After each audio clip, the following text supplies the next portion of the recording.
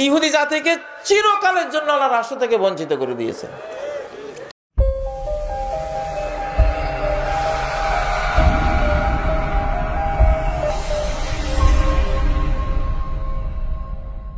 এই জন্য যে জাতি মা ঠিক রাখে নাই, আল্লাহ তাদেরকে রাষ্ট্র থেকে চিরকালের জন্য বঞ্চিত করে দিয়েছে।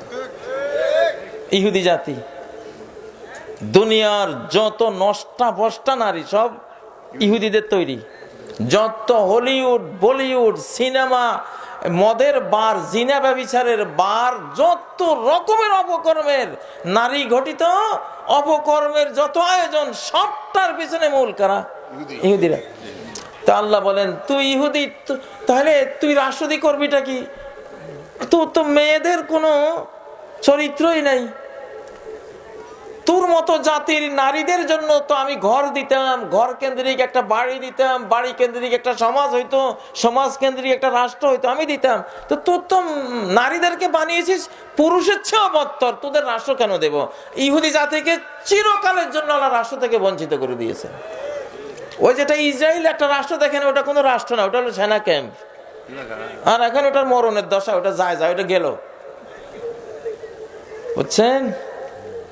সোভিয়েত ইউনিয়ন মাদারল্যান্ড, মা জাতি বুঝে নাই, কয় মা জাতি এগুলি আমাদের সম্পদ, যে যখন চায় সে তার সাথে থাকবে, গরু ছাগলের চেয়েও নিকৃষ্ট। সন্তান হলে ওটা রাষ্ট্রে পালবে, বিয়ে নাই, শাদী নাই, কিচ্ছু নাই। আল্লাহ তোর মতো সোভিয়েত ইউনিয়ন কি করবো? 60 বছরের পরে আল্লাহ ভেঙ্গে একেবারে নিপাত করে দিয়েছে, বুঝছেন? আমি বর্তমান যারা পরাশক্তি ওদেরকেও বলেছি, তোরাও টিকবি না, তোদেরও রাষ্ট্র টিকবে না, কারণ তোদের মাগুলি ঠিক নেই, নষ্ট করে দিয়েছিস। মা জাতি রাষ্ট্র, মাদারল্যান্ড। এই জন্য ইসলাম মা জাতিকে ঢাকে, স্কার্ফ দিয়ে ঢাকে। ইসলাম যখন একটা মাকে ঢাকে, তার মানে সে রাষ্ট্রকে ঢাকলো। যখন যে একটা মাকে সুরক্ষিত করলো, মানে তার দেশকে সুরক্ষিত করলো। আল্লাহ অবশ্যই ঈমানদার নেক আমলকারীদেরকে ওয়াদা করেছেন বিশ্বব্যাপী তাদেরকে খেলাফত ক্ষমতা দেবেন, যেমন আগের ঈমানদারদেরকে ক্ষমতা দিয়েছেন। এই আয়াতখানি সূরা নূরের। সূরা নূর হলো সব জিনা ব্যভিচারের বিচার, চোখের মাসালা, ঘরে যাইতে হলে কিভাবে অনুমতি নিতে হবে, নারী জাতির ইজ্জত, এই সব মাসালা হলো সূরা নূর। ওই সূরার মধ্যে কেন বিশ্ব খেলাফত, বিশ্ব সাম্রাজ্যের আয়াতটা? তার মানে তুমি নারী পরীক্ষায় উত্তীর্ণ হলে বিশ্ব ক্ষমতা তুমি পাইবা। ইউসুফ আলাইহিস সালাম জুলাইখার পরীক্ষায় পাস করেছিলেন না ফেল করেছিলেন? এতক্ষণে অরিন্দম কহিলা বিষাদে। এই যে ইউসুফ কেন মিশরের ক্ষমতা পেয়েছিলেন? একমাত্র জুলাইখার পরীক্ষা পাস করে মিশরের ক্ষমতা পেয়েছিলেন। আমাদের যে 1975 সালে শেখ মুজিব ক্ষমতা হারালেন, তারও কিছু কারণ তাকে চোখে আসে না, মানুষ বুঝে না, ওইটাই মূল কারণ, বড় কারণ ওগুলি। 1975 সালে ডালিমের স্ত্রী লইয়া কাহিনী শুনেছেন নাকি শুনেন নাই? শুনেছেন। শাসক ফ্যামিলি দ্বারা হয়েছিল। আরো বহু এরকম কেলেঙ্কারি ঘটেছিল।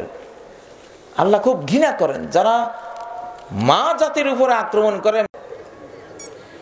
সতর্ক থাকেন। তাহলে আমি কি বলছি? এই সরকার, এই যুগের নেতৃবৃন্দ ত্যাগী হইতে হবে, মুসলিম হইতে হবে 1 নম্বর। 2 নম্বর, বাংলাদেশকে ভালোবাসতে হবে, এই মানচিত্রকে ভালোবাসতে হবে। মির্জাফর হওয়া যাবে না, গাদ্দার বিশ্বাসঘাতক হওয়া যাবে না। 3 নম্বর, বাংলা ভাষী হইতে হবে। কথা বলতে গিয়ে অর্ধেক ইংরেজি, তাহলে আমরা উর্দুওয়ালারে মাইরা খাদাইছি কেন? ঠিক নাকি? আমার কৃষক ভাই বোনেরা, গ্রাম বাংলার অজপাড়া গ্রামের মানুষেরা একটু কঠিন বাংলায় যেখানে বুঝে না, তুমি এত ইংরেজি বলো তো ওরা বুঝবে? এই জন্য যারা নেতৃবৃন্দ খাঁটি বাংলায় কথা বলবেন। বাংলা ভাষার উপরে আল্লাহর একটা রহমত নাজিল হয়েছে। বাংলা ভাষীরা হিন্দি ভাষীদের দ্বারা নির্যাতিত হয়েছে হাজার হাজার বছর। বাংলা ভাষীরা উর্দু ভাষীদের দ্বারা নির্যাতিত হয়েছে 24 বছর। হয়েছে না? তো এই ভাষার কারণে এই বাংলা ভাষীদের উপরে আল্লাহর একটা রহমত আসছে, আলহামদুলিল্লাহ। মনে থাকবে?